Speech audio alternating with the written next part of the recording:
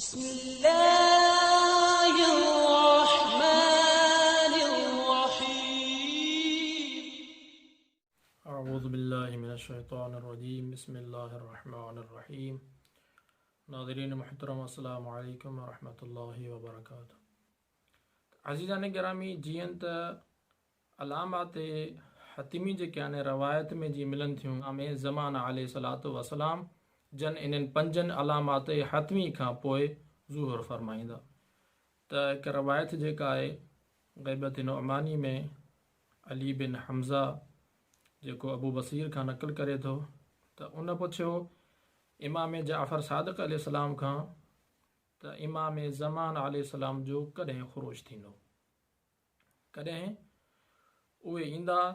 त इमाम अलैहिस्सलातु वस्सलाम जन फरमायो या अबा मुहम्मद इन्ना अहलु बैत ला नुवक़्क़ितुन। त इमाम ज़मान अलैहिस्सलातु वस्सलाम जन जो असां अहल बैत उन जो को वक़्तु मुअय्यन नथा करे सघूं।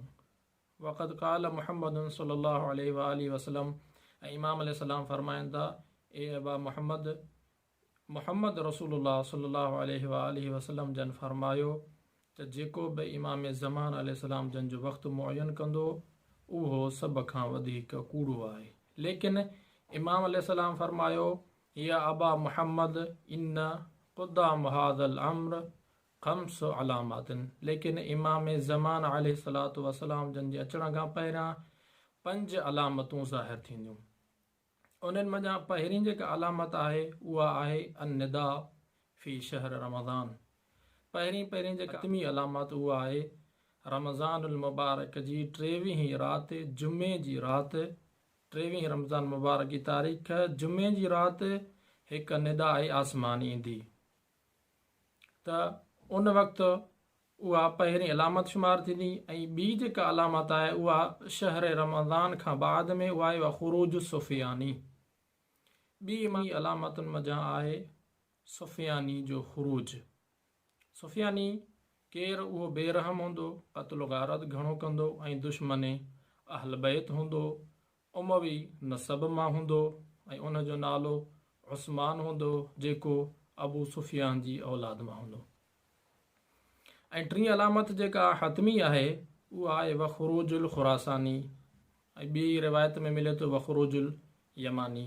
हे यमानी या खुरासानी आले मोहम्मद ख़ुसूसन इमाम ज़मान अलैहिस्सलाम जी मदद जे लाइ ईंदा ऐं सिरात मुस्तक़ीम जे रस्ते ते दावत ॾींदा ऐं इहे इमाम अलैहिस्सलाम जा मददगार शुमार थींदा। ऐं उन खां बाद में चौथी अलामत आहे वक़त्लु नफ़्स ज़किया, नफ़्स ज़किया जो क़त्ल। जेका चौथी अलामत हतमी आहे क़त्ल नफ़्स ज़किया, उहो हिकु शख़्स जेको आले मोहम्मद जो ग़ुलाम हूंदो ऐं उन जो नालो मुहम्मद बिन हसन हूंदो जंहिंखे रुकन मक़ाम जे दरमियान में क़त्ल कयो वेंदो। ऐं 5वीं हतमी अलामत इमाम ज़मान अलैहिस्सलाम जे ज़ुहूर जे लाइ उहा आहे वख़स्फ़ बिल बैदा, यानी ज़मीन जो दसिजी वञणु। ज़मीन काथे दसिजी वेंदी? ही जॾहिं दुश्मनान अहल बैत जो टोलो ईंदो या का फ़ौज जेका ईंदी त उहा दुश्मनान अहल बैत हूंदी ऐं उहे इन मक़सद सां ईंदा त असां काबे खे मुनहदिम कयूं। लेकिन जंहिं मक़सद सां ईंदा उन जो मक़सदु पूरो न थींदो, बल्कि उहे ज़मीन में दसिजी वेंदा ऐं ख़तमु थी वेंदा। उन खां बाद में रवायत हले थी सुम्म क़ाल या अबा मुहम्मद, इमाम अलैहिस्सलातु वस्सलाम जन फरमाईंदा ए अबा मुहम्मद इन्नहु लाबुद्द अन यकून क़ुद्दाम ज़ालिक अताउनान। ए अबा मुहम्मद, इन्हनि 5 अलामतनि खां पहिरियां 2 ताउन बीमारियूं ईंदियूं। पहिरीं जेका आहे अताउनुल अबियद व ताउनुल अहमर। पहिरीं ताउन अबियद हूंदी, ॿी ताउन अहमर हूंदी, यानी माण्हू 2 बीमारियुनि में गिरफ़्तार थींदा, मुब्तला थींदा। फ़क़ाल त इमाम अलैहिस्सलातु वस्सलाम इहे जेके 2 शयूं ॿुधायूं, हिकु ताउन अबियद, ॿियो ताउन अहमर। त रावी बयानु करे थो चई त क़ुल्तु जुइल्तु फ़िदाक, मूं अर्ज़ु कयो मां तव्हां तां क़ुर्बान वञा।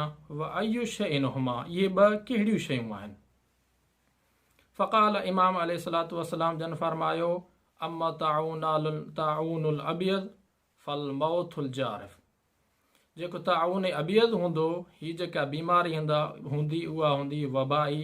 त इहा बीमारी हूंदी जंहिंजे करे घणा माण्हू बर्बाद थींदा ऐं घणी मौत वाक़ई थींदी। व अम्मा ताऊनुल अहमर, ऐं जेकी ताऊन अहमर हूंदी फ़सैफ़, उहा सैफ़ जे ज़रिए सां माण्हुनि जी तबाही थींदी।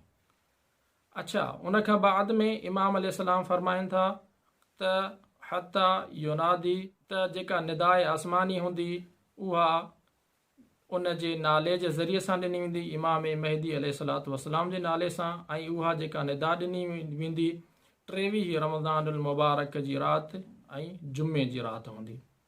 रावी अर्ज़ करे थो त मूं इमाम अलैहिस्सलाम जन खे चयो त उनखे कहिड़े ज़रिए सां निदा ॾिनी वेंदी, कहिड़े नाले सां। क़ाल, इमाम अलैहिस्सलातु वस्सलाम जन फरमाइनि था उन जो इस्म पंहिंजे पीउ जे इस्म सां हूंदो, नाले सां हूंदो। अला इन फुलान इब्न फुलान क़ाइमु आल मुहम्मद फस्मऊ लहू व अतीउहु। त इमाम अलैहिस्सलाम फरमाइनि था उन शख़्स, उहो इमाम अलैहिस्सलाम जन जे नाले सां जेको हूंदो त इहो चयो वेंदो त आगाह रहो, फलाणो फलाणे जो पुटु यानी मुहम्मद या अहमद बिन हसन अची विया आहिनि, उन जी इताअत कयो, उन जी आवाज़ खे ॿुधो। त उन खां बाद में का बि अहिड़ी शइ न रहंदी दुनिया में जेका हिन आवाज़ खे न ॿुधे। एसी ताईं जो माण्हू जेके निंड में हूंदा उहे उथंदा ऐं जेके घर में वेठल हूंदा बिही हलिया वेंदा इला सहनदारी, पंहिंजे घरनि जे सहननि जी तरफ़। एसी ताईं जो इहा आवाज़ कंहिंजी हूंदी, केरु आवाज़ ईंदो, इहो आहे त वही सैहतु जिब्राईल अलैहिस्सलातु वस्सलाम। इहा हज़रत जिब्राईल अलैहिस्सलातु वस्सलाम जन निदा ॾींदा, जंहिंजे नतीजे में इमाम ज़माना अलैहिस्सलातु वस्सलाम जन इन्हनि 5 अलामात हतमी खां पोइ ज़ुहूर फरमाया।